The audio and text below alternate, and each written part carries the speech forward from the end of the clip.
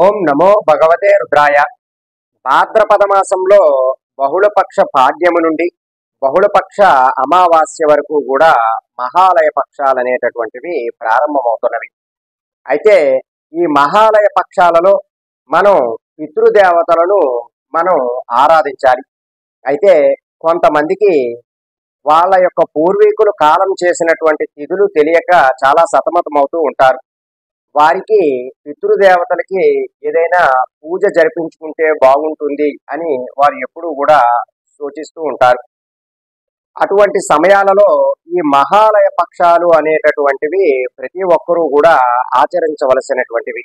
ఎందుకంటే మన పూర్వీకులందరికీ కూడా మనం ఈ సమయాలలోనే వారికి శ్రాద్ధ కర్మలు అనేటటువంటివి చేయవలసినటువంటి అవసరం ఉంటుంది.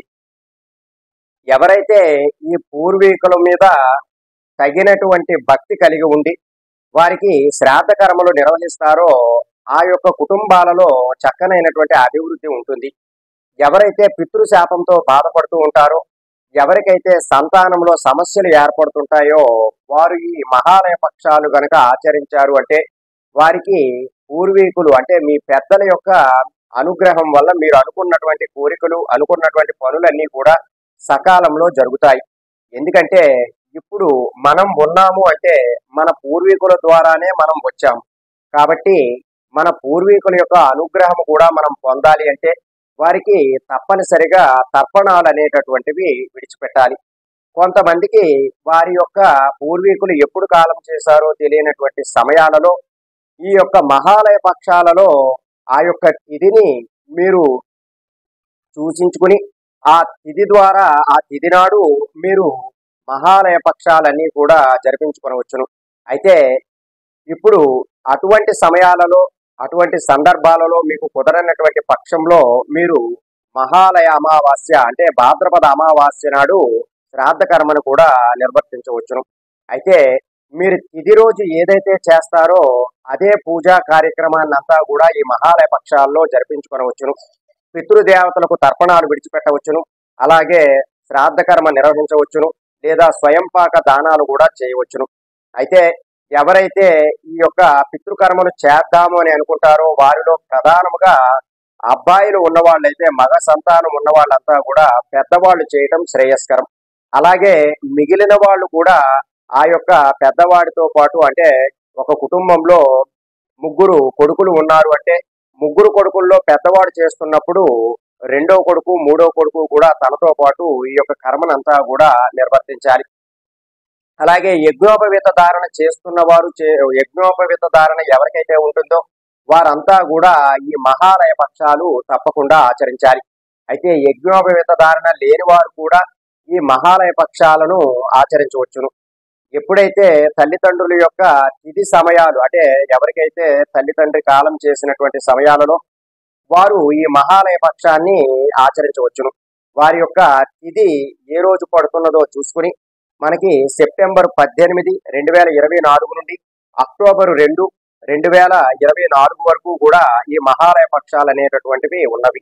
ఈ యొక్క పక్షం రోజులు కూడా అంటే ఈ 15 లేదా కొన్నిసార్లు తిథిద్వయం కలిగి 16 రోజులు వచ్చినప్పుడు ఈ యొక్క శ్రాద్ధ కర్మ అనేటటువంటిది నిర్వర్తించినా సరే మహాలయ పక్షాల్లో మనం ఈ చేసినటువంటి ఈ పితృదేవతల యొక్క కార్యక్రమాలన్నీ కూడా చేయడం ద్వారా మనకి ఆ దేవతల యొక్క అనుగ్రహము తప్పకుండా కలుగుతుంది.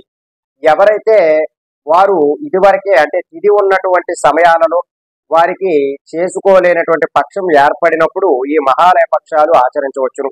అంటే ఒక ఇంట్లో ఒక కొడుకు పెద్ద కొడుకు ఈ యొక్క పితృకర్మ నిర్వర్తిస్తున్నటువంటి సమయంలో అంటే రేపు పితృకర్మ చేయాలి అనేటటువంటి సమయంలో వారి ఇంట్లో తన యొక్క ధర్మపత్ని ఏదైనా డేట్ వచ్చి లేదా రజస్వాలు అయ్యి డేట్ అది ఉండి ఇంట్లోకి రానేటువంటి మైలు సమయంలో ఈ మహాలయ పక్షాలు ఇప్పుడు ఆచరించవచ్చును.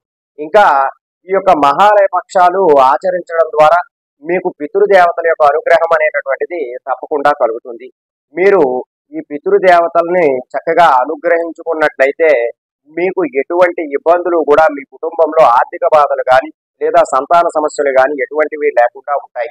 కాబట్టి ఈ మహాలయ పక్షాలలో ఈ వచ్చినటువంటి 15 రోజులు కూడా తప్పకుండా ప్రతి ఒక్కరూ కూడా వారి వారి తిథులు ఏ ఏ సమయాల్లో ఉన్నాయో చూసుకుని ఈ మహాలయ పక్షాలు ఆచరించడం ద్వారా మీకు పితృదేవతల యొక్క అనుగ్రహం అనేటటువంటిది కలుగుతుంది.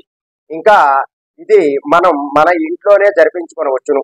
లేదా కొంతమంది గోకర్ణ వెళ్ళడం, లేదా కాశీ వెళ్ళడం, గయా వెళ్ళడం, శ్రాద్ధ పిండం అన్ని కూడా అక్కడ చేయడం కూడా చేస్తూ ఉంటారు.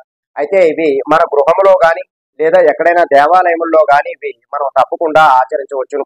అలాగే ఈ తిథులన్నీ కూడా మాకు కుదరనటువంటి పక్షములో అమావాస్య రోజైనా సరే తప్పకుండా ప్రతి ఒక్కరూ ఆచరించాలి. ఎందుకంటే మనం పూర్వీకులను గౌరవిస్తేనే మనకి మన యొక్క తదుపరి వచ్చేటటువంటి జనరేషన్ అంతా కూడా సుఖంగా ఉంటుంది.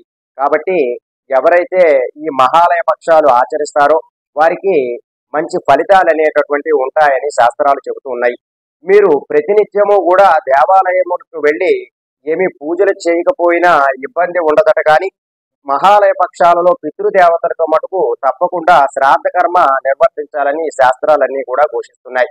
కాబట్టి ఎవరికైతే అవకాశం ఉంటుందో, అవకాశం ఉన్న మీరు ప్రత్యేకంగా ఈ యొక్క పనిని పితృదేవతలకి ఎవరైతే తల్లిదండ్రులు లేనటువంటి వారు మాత్రమే ఈ పితృదేవతలకి మహాలయ పక్షాలు అనేటటువంటివి నిర్వర్తించాలి.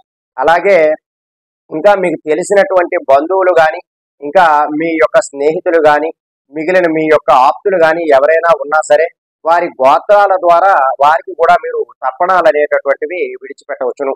ఈ తర్పణం విడిచిపెడితే వారు ఏ లోకంలో ఉన్నా సరే వారికి తప్పకుండా చేరుతుంది. వారి యొక్క అనుగ్రహం మీకు తప్పకుండా ఉండి మీరు చక్కనైనటువంటి అభివృద్ధి అనేటటువంటిది కలుగుతుంది. కాబట్టి ఈ మహాలయ పక్షాలు ప్రతి ఒక్కరూ కూడా ఆచరించడానికి ప్రయత్నం చేయండి. సర్వే జనా సుఖినో భవంతు. శుభం.